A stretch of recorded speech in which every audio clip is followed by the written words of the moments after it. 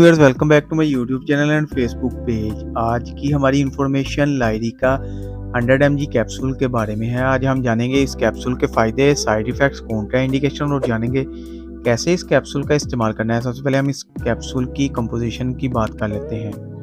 Pregabalin इस capsule की composition है और इस कैप्सूल का जेनेरिक काम नैरोपैथिक पेन और एंटी एपिलेप्टिक ड्रग्स के लिए इस्तेमाल किया जाता है।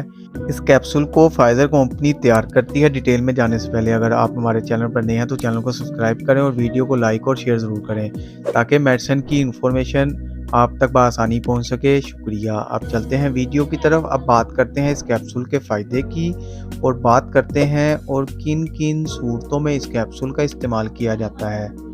ट्रीटमेंट ऑफ पोस्ट हेरेपेटिक न्यूरोलजिया में ये कैप्सूल इस्तेमाल होता है और ये एक ऐसी बीमारी होती है जिससे स्किन पर रैशेज आते हैं, यानी स्किन सुर्ख हो जाती है